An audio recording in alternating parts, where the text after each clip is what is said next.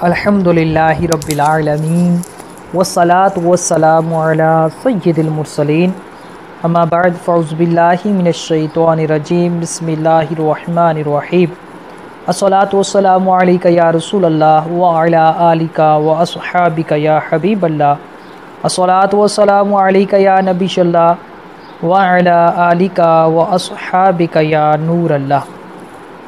इतिकाफ़ के मसाइल के हवाले से हमारा सिलसिला चल रहा है और आज इतिकाफ़ के मसाइल के हवाले से पार्ट नंबर 7 है और बिलखुसूस इसमें औरतों के मसाइल को ज़ेर बहस लाया जाएगा। सबसे पहला सवाल ये है कि अगर औरत इतिकाफ़ करना चाहे तो वो किस जगह पर इतिकाफ़ करेगी। तो जवाब ये है कि औरत घर की मस्जिद में इतिकाफ़ करेगी जिसे मस्जिद बैत कहा जाता है। सवाल ये है दूसरा कि मस्जिद बैत यानी घर की मस्जिद किसे कहते हैं। तो जवाब ये है कि घर में नमाज़ पढ़ने के लिए ख़ास की गई जगह को मस्जिद बैत कहा जाता है। तीसरा सवाल ये है कि अगर घर में किसी जगह को नमाज के लिए ख़ास ना किया गया हो तो क्या औरत इतिकाफ़ कर सकती है। तो जवाब यह है कि अगर घर में किसी जगह को नमाज के लिए ख़ास न किया गया हो तो औरत इतिकाफ़ नहीं कर सकती। लिहाजा ऐसी सूरत में औरत घर की किसी जगह को पहले नमाज के लिए ख़ास कर ले, फिर वहाँ पर इतिकाफ़ के लिए बैठ जाए। चौथा सवाल यह है कि क्या औरतें मस्जिद में इतिकाफ़ कर सकती हैं। तो जवाब यह है कि इसके लिए चंद शर्तें अगर ये पाई जाएं तो तब भी औरतों के लिए मस्जिद में इतिकाफ़ करना मकरूह तंज़ीही और शरअन नापसंदीदा है।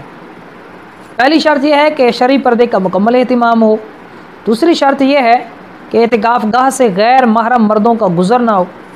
तीसरी शर्त यह है कि शादीशुदा होने की सूरत में शौहर से इजाज़त लेकर बैठी हों। चौथी शर्त यह है कि अगर कंवारी हों तो वालिदैन से इजाज़त लेकर बैठी हों।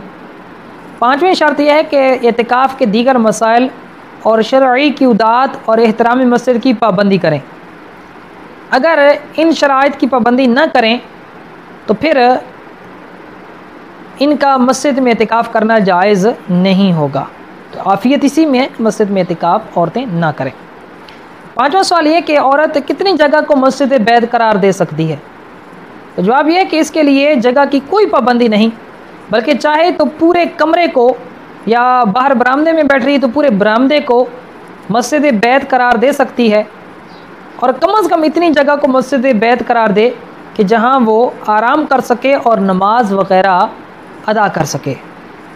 छठा सवाल ये है कि क्या औरत इतिकाफ़ के दौरान मस्जिद बैत में बेड या चारपाई पर आराम कर सकती है। तो जवाब ये है कि अगर औरत ने इतनी जगह को मस्जिद बैत करार दिया है कि जहाँ पर बेड और चारपाई बआसानी आ सकते हों और नमाज की अदायगी भी कर सकती हो तो वो इतिकाफ़ के दौरान बेड या चारपाई पर आराम कर सकती है। सातवां सवाल ये है कि क्या सुन्नत इतिकाफ़ के लिए औरत को अपने शौहर से इजाज़त लेना ज़रूरी है। तो जवाब यह है कि सुन्नत इतिकाफ़ के लिए औरत को अपने शौहर से इजाज़त लेना ज़रूरी है और शौहर चाहे तो उसको सुन्नत इतिकाफ़ से रोक भी सकता है। अलबत्ता अगर एक दफ़ा इजाज़त दे दी तो फिर रोकने का इख्तियार उसे बाकी नहीं रहेगा। आठवां सवाल यह है कि अगर किसी औरत का शौहर बैरून मुल्क गया हुआ हो तो क्या फिर भी इतिकाफ़ के लिए उसे शौहर से इजाज़त लेना ज़रूरी है। तो जवाब यह है कि अगर किसी औरत का शौहर बैरून मुल्क गया हुआ हो और वहाँ औरत के पास मौजूद ना हो तो फिर उसे इतिकाफ़ के लिए शौहर से इजाज़त लेना ज़रूरी नहीं है। नौवां सवाल यह है कि क्या औरत इतिकाफ़ के दौरान अपना खाना पकाने के लिए किचन में जा सकती है। जवाब यह है कि औरत के लिए खाना पकाने वाला कोई ना हो तो अगर मस्जिद बैत में खाना पकाना मुमकिन हो तो वो मस्जिद बैत में खाना पकाएगी और अगर मस्जिद बैत में खाना पकाना मुमकिन ना हो तो वो खाना पकाने के लिए किचन में जा सकती है, लेकिन जैसे ही खाना तैयार कर ले फ़ौरन खाना लेकर मस्जिद बैत में आकर खाए। 10वां सवाल ये कि क्या औरत फ़र्ज़ गुस्ल के अलावा सिर्फ ठंडक हासिल करने के लिए मस्जिद बैत से बाहर निकल कर गुस्ल कर सकती है। तो जवाब यह है कि औरत फ़र्ग गुस्ल के अलावा सिर्फ ठंडक हासिल करने के लिए मस्जिद बैत से बाहर निकलकर गुस्ल नहीं कर सकती। अगर इसके लिए मस्जिद बैत से बाहर निकलेगी तो उसका इतिकाफ़ टूट जाएगा। अलबत्ता मस्जिद बैत में ठंडक हासिल करने के लिए उधर ही बैठकर गुस्ल कर सकती है।